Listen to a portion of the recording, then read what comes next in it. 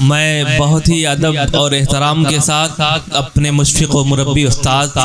دارالعلوم ندوۃ العلماء کے استاد فقہ و حدیث حضرت مولانا مفتی رحمۃ اللہ صاحب ندوی مدد ذلہ العالی سے درخواست کرتا ہوں کہ حضرت تشریف لائیں۔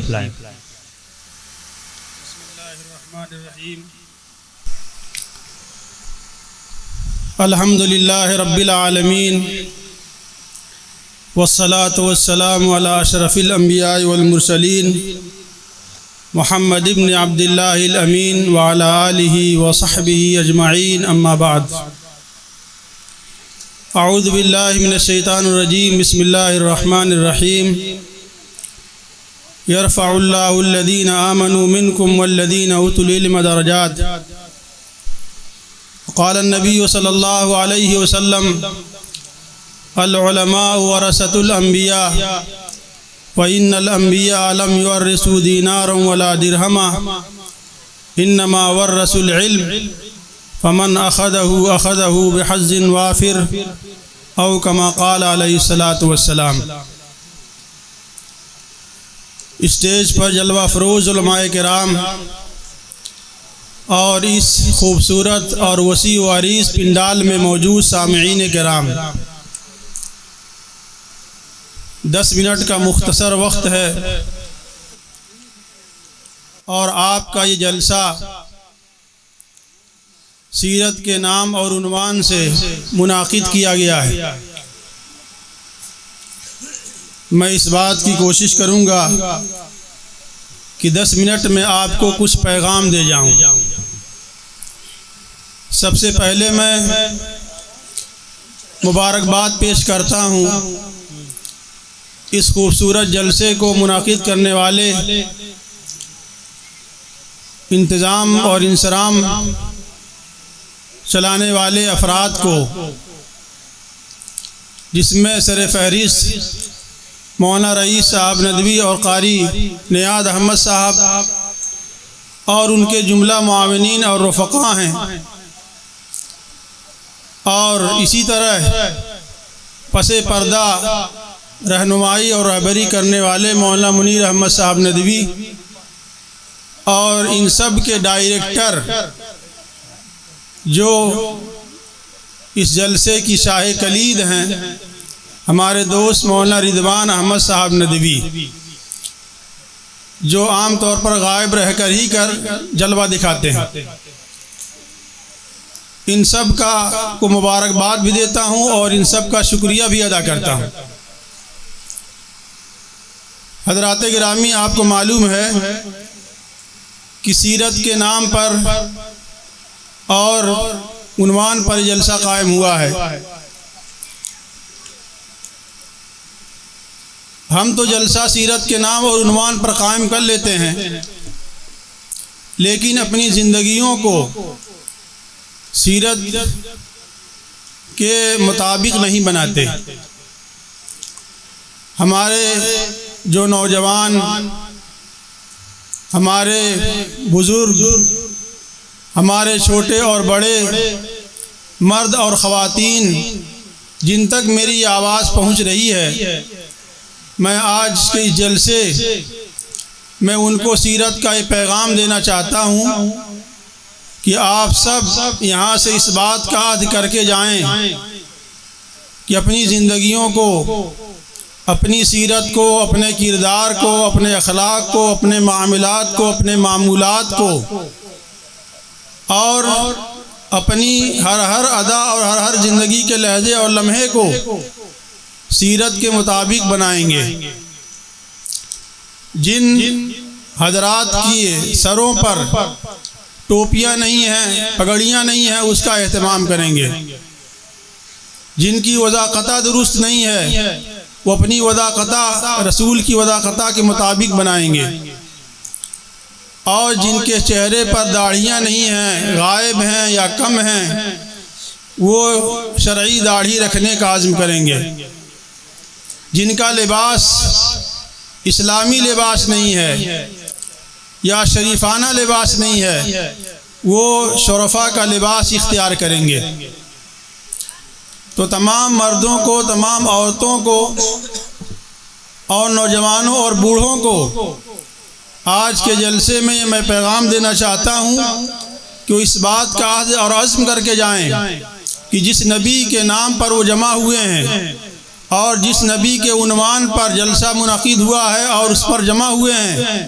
ان سب کو اس بات کا عزم اور تہیہ کرنا چاہیے، اس بات کا ارادہ اور فیصلہ کرنا چاہیے، اور یہ فیصلہ کیے بغیر یہاں سے اٹھنا ان کے لیے جائز شاید نہ ہو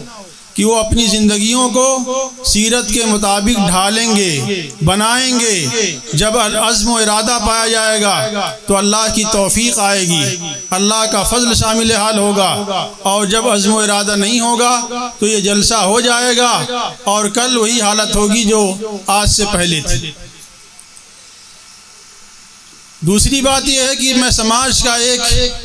فرد ہوں، سماج میں چلتا پھرتا ہوں، لوگوں کے مزاج، ان کے خیالات، ان کے نظریات معلوم کرتا ہوں، ان کی باتیں سنتا ہوں اور ان کے تبصرے اور تذکرے سے واقف ہوتا ہوں۔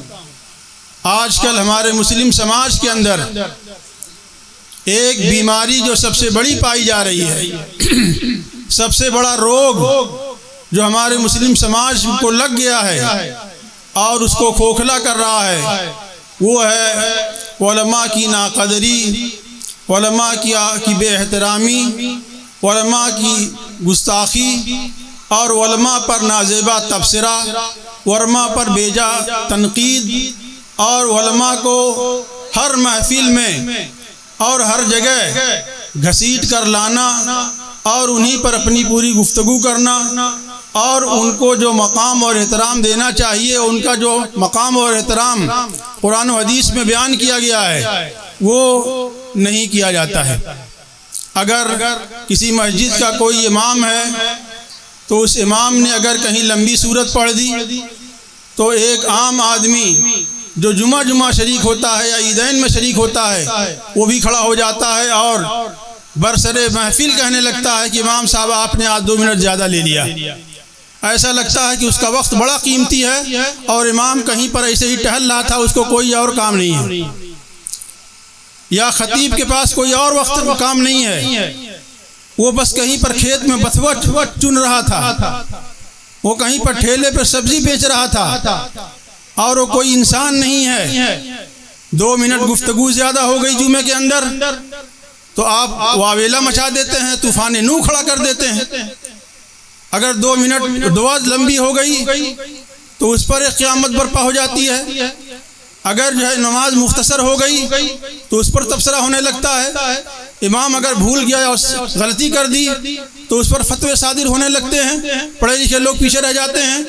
یہ جو ہمارے مسلم سماج کا مزاج اور ماحول ہے، اس کو آج سیرت کے عنوان سے منعقد ہونے والے جلسے میں اس بات کو طے کر کے جائیے کہ ہم اس مزاج کو بدلیں گے۔ اس سے بڑا فساد برپا ہو رہا ہے، بڑا بگاڑ آ رہا ہے ہمارے مسلم سماج کے اندر۔ رسول اللہ علیہ وسلم نے علماء کو انبیاء کا وارث بتایا ہے۔ العلماء ورثۃ الانبیاء، علماء انبیاء کے وارث ہیں، انبیاء کے جانشین ہیں، اور جس طرح انبیاء قابل احترام ہیں اور جس طرح انبیاء ایک پیغام اور ایک دعوت لے کر آئے تھے، ایک مشن کے تحت آئے تھے، اور سب سے آخر میں نبی آخر الزمان صلی اللہ علیہ وسلم اس دنیا میں تشریف لائے، اور آپ آخری نبی ہیں اور آپ کے بعد قیامت تک کوئی نبی نہیں آئے گا۔ آپ نے خود فرما دیا ہے انا خاتم النبیین لا نبی بعدی، میں آخری نبی ہوں، میرے بعد کوئی نبی نہیں آئے گا۔ تو اس نبی کی دعوت کو، اس کے کام کو، اس کے پیغام کو، اس کے مشن کو جاری رکھنے کے لیے جن علماء کو اللہ تعالیٰ نے منتخب فرمایا ہے، ان کو انبیاء کا وارث بنایا ہے، وہ ہمارے علماء قابل قدر ہیں، قابل احترام ہیں، اور اس بات کے مستحق ہیں کہ ان پر بیجا تبصرہ نہ کیا جائے، ان پر تنقید نہ کی جائے، ان کی شان میں گستاخی نہ کی جائے، ان کو ذلت و حقارت کی نگاہ سے نہ دیکھا جائے۔ اور کوئی حافظ قرآن ہو، کوئی عالم دین ہو، اور کوئی بھی صاحب علم ہو جس نے کسی مدرسے کی ڈگری لی ہے ہے, کسی مدرسے میں پڑھا ہے, کسی مدرسے میں وقت گزارا ہے, اور جو عالم کہلاتا ہے, مولوی کہلاتا ہے, اس لقب سے اس کو نوازا جاتا ہے. کسی عام آدمی کے لیے جائز نہیں ہے کہ ایسے عالم دین کی توہین کرے, ایسے حافظ قرآن کی توہین کرے, اس کی شان میں گستاخی کرے, اس کو حقارت اور ذلت کے ساتھ دیکھے, اپنی مالداری کے نشے میں, اپنی چودراہٹ کے نشے میں, اور اپنے کسی عہدے اور منصب کے نشے میں جو اس مقام پر نہیں ہے. بالکل بات دو دو چار کی طرح واضح ہے. جس نبی کے نام پر ہم جمع ہوئے ہیں, جس نبی کے عنوان پر ہم سیرت کا جلسہ کر رہے ہیں, اسی نبی نے فرما دیا ہے کہ العلماء ورثۃ الانبیاء, کہ علماء انبیاء کے وارث ہیں, جانشین ہیں. مجھے بتایا جائے کہ اگر ایک آدمی ڈاکٹر ہے, ایک آدمی انجینئر ہے, ایک آدمی جج ہے, ایک آدمی کوئی اور بڑے سے بڑے عہدے پر ہے, اور اس کا بیٹا انتہائی درجے کا نالائق ہو, ناہنجار ہو, اور جو ہے نکما ہو, اور باپ کا صحیح جانشین نہ ہو, تب بھی کیا اس کی میراث کو کسی اور کو منتقل کر دی جائے گی؟ میراث باپ کا جو وارث ہوتا ہے بیٹا, اس کو میراث ملتی ہے, وہ وارث ہوتا ہے, چاہے وہ لائق ہو چاہے وہ نالائق ہو,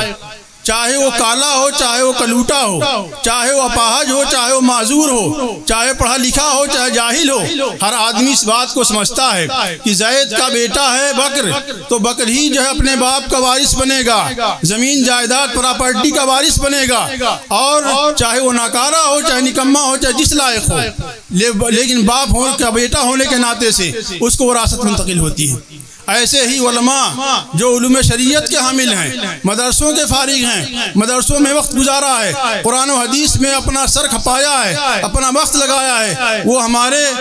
انبیاء کے وارث ہیں اور قابل احترام ہیں. اس بات کا آپ عہد کر کے جائیں کہ علماء کی, حفاظ کی اور علم دین حاصل کرنے والے لوگوں کی آپ نہ تو توہین کریں گے, اور نہ ہی ان کی بے احترامی کریں گے, اور نہ ہی ان کی شان میں کوئی گستاخی کریں گے, نہ ہی ذلت کے ساتھ ان کا ذلت آمیز معاملہ کریں گے. ایک بات کا عہد کر کے آپ دنیا سے یہاں سے جائیے, اس جلسے سے جائیے اور یہ معاہدہ کر کے جائیے. دوسری بات, عالم ہے, اگر وہ بگڑ بھی جاتا ہے تو اس کے سدھرنے کا امکان موجود ہے. ایک آدمی رات کی تاریکی میں چلا جا رہا ہے, اس کی جیب میں ٹارچ ہے, اس کے ہاتھ میں ٹارچ ہے, ہو سکتا ہے وہ جلانا بھول جائے, لیکن کہیں ٹھوکر کھائے گا تو اس کو فوراً یاد آئے گا کہ ہمارے پاس تو جیب میں ٹارچ موجود ہے, روشنی حاصل کی جا سکتی ہے. اگر کوئی حافظ قرآن بگڑ گیا ہے, کوئی عالم دین راستے سے ہٹ گیا ہے, تو اس کے لیے آپ دعا فرمائیے, دعا کر سکتے ہیں, اور اس پر کوئی تنقید اور تبصرہ یا کوئی گستاخی نہیں کر سکتے ہیں. اس کے پاس علم کی روشنی ہے, قرآن کی روشنی ہے, حدیث کی روشنی ہے. جب اس کو ٹھوکر لگے گی, جب اس پر جو ہے وہ آواز اٹھے گی, تو وہ سنبھل جائے گا اور وہ راستے پر آ جائے گا. راستہ بھٹکے گا پھر راستے پر آ جائے گا. ایک بات تو ہم کو عوام سے یہ کہنی تھی. دوسری بات ہمارے علماء کرام سے اور ان مدرسے کے فارغین حضرات سے کہنی ہے کہ جو سیرت کے مطابق اپنی زندگیوں کو نہیں گزارتے ہیں, کسی مدرسے کے فارغ ہیں, لیکن نبی کا جو مقام ہے, نبی کا جو پیغام ہے, نبی کی جو دعوت ہے, نبی کا جو مشن ہے, اس کے مطابق وہ نہیں چلتے ہیں, نبی کی سیرت و کردار کو نہیں اپناتے ہیں, تو ایسے لوگ حقیقی طور پر عالم کہلانے کے مستحق نہیں ہیں. ان کے اخلاق, ان کے کردار, ان کے معاملات, ان کا چال ڈھال, ان کی گفتار و رفتار عام آدمی کی سطح سے بہت بلند ہونا چاہیے. اگر کسی عالم کو مدرسے کے نظام سے مطابقت نہیں ہے, اور یہ نہ ہی اسلامی لباس اور وضع قطع سے مطابقت ہے, تو ایسے آدمی کو کس نے مجبور کیا تھا کہ وہ مدرسے میں داخلہ لے اور مدرسے سے فراغت حاصل کرے؟ یہ جو وضع قطع کی تبدیلی ہے اور جو اپنے حلیے کو بدل دینا ہے, یہ بھی ٹھیک نہیں ہے. جو علماء, جو حفاظ ایسا کرتے ہیں وہ غلط کرتے ہیں, لیکن اس غلطی پر تنبیہ کرنے والے انہی کی سطح کے, انہی کی صف کے لوگ ہوں گے. آپ کو یہ حق نہیں. تو آپ سے درخواست ہے کہ آپ ایک پیغام لے کر یہاں پر جائیں. آپ صلی اللہ علیہ وسلم نے فرمایا ہے, ایک حدیث میں پڑھ کر اپنی بات ختم کرتا ہوں, وقت زیادہ نہیں ہے. کن عالما او متعلما او مستمعا او محبا ولا تکن الخامس فتہلک. یا تو عالم بنو, یا تو علم حاصل کرنے والے طالب علم بنو, یا دین کی باتیں اور علم کی باتیں سننے والے بنو, یا علم اور اہل علم سے محبت کرنے والے بنو, اور پانچویں قسم مت بننا، یعنی علم اور اہل علم سے دشمنی کرنے والے، نفرت کرنے والے، جلنے بھننے والے، ان کی شان میں گستاخی کرنے والے مت بننا، فتہلک، ورنہ تباہ و برباد ہو جاؤ گے، تمہاری دنیا بھی تباہ ہو جائے گی، خاندان تباہ ہو جائے گا، نسلیں تباہ ہو جائیں گی اور فصلیں بھی تباہ ہو جائیں گی، اور اس کے ساتھ ساتھ پورے خاندان سے علم کی برکت اٹھ جائے گی۔ جن لوگوں نے علماء کی شان میں گستاخی کی ہے، اہل علم کی قدر نہیں کی ہے، اللہ تعالیٰ نے دنیا میں سزا دی ہے، ان کے خاندان سے، ان کی برادری سے علم کو اٹھا لیا ہے، اہل علم کو اٹھا لیا ہے، اور کئی پشتیں ایسی گزری ہیں کہ ان میں کوئی صاحب علم اور دین کا حامل آدمی پیدا نہیں ہوا ہے، اور جن جہلا نے جاہل ہیں، باپ دادا جاہل ہیں، لیکن ان کو کسی عالم دین سے محبت ہے، کسی اللہ والے کی صحبت نصیب ہے، اور جو ان کو قدر ہے علم اور اہل علم کی، اللہ تعالیٰ نے ان کے بیٹوں میں یا پوتوں میں، ان کی آگے کی نسلوں میں ایسے حافظ قرآن عالم دین پیدا کیے ہیں کہ لوگوں کو حیرت ہوتی ہے۔ تفصیل کا موقع نہیں ہے، لہذا میں اس جلسے میں آپ کو یہ پیغام دے کر جاتا ہوں کہ جتنے یہاں پر حضرات موجود ہیں، چاہے وہ علماء ہوں، چاہے وہ عوام ہوں، چاہے وہ نوجوان ہوں، چاہے وہ بوڑھے ہوں، چاہے وہ مرد ہوں، چاہے وہ عورتیں ہوں، سب کو اس بات کا عزم و ارادہ کرنا ہے کہ اپنی زندگی کو، پوری زندگی کو، اور پوری زندگی کے جتنے آداب اور طور طریقے ہیں سب کو سیرت کے مطابق ڈھالنا ہے اور بنانا ہے، اور جو ہے اس پر انشاءاللہ کل ہی سے یہاں اٹھنے سے پہلے عمل کرنا ہے اور یہ فیصلہ لے کر جانا ہے۔ اور دوسری بات یہ جو سماج کے اندر برائی پائی جاتی ہے کہ ہم مسجد و محراب میں کسی امام کو ٹوک دیتے ہیں اور اس کو فتح سمجھتے ہیں،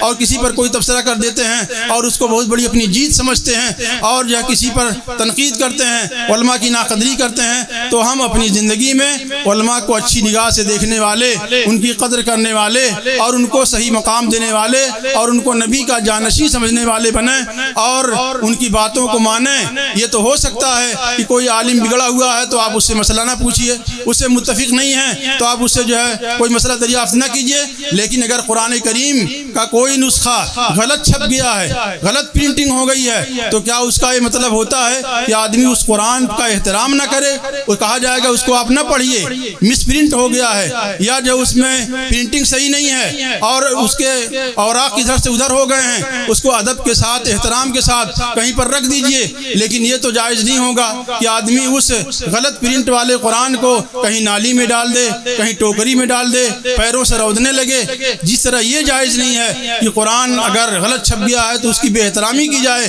اس کا بھی احترام ہے، پڑھا نہیں جائے گا، فائدہ نہیں اٹھایا جائے گا۔ ایسے ہی اگر کوئی عالم بگڑ گیا ہے تو اس کی بے احترامی تو نہیں کی جائے گی۔ یہ الگ بات ہے کہ آپ اس سے متفق نہیں ہیں تو مسئلہ نہیں پوچھیں گے، اس کی باتیں جو ہے زیادہ توجہ سے نہیں سنیں گے، یا اس کی کوئی بات بتائی ہوئی ہے تو اس پر آپ یقین نہ کریں، کسی اور معتبر عالم دین سے پوچھ لیں، یہ تو ہو سکتا ہے، لیکن یہ نہیں ہو سکتا کہ آپ اس کی بے احترامی کریں۔ لہذا ہمارے بھائیوں اور دوستوں، انہی باتوں کے ساتھ میں رخصت ہوتا ہوں کہ اللہ تعالی ہم کو اس جلسے میں آنے اور اس جلسے کے جو بیانات ہیں ان سے فائدہ اٹھانے اور اپنی زندگیوں کے اندر انقلاب برپا کرنے اور تبدیلی پیدا کرنے کی توفیق عطا فرمائے۔ وآخر دعوانا ان الحمد للہ رب العالمین۔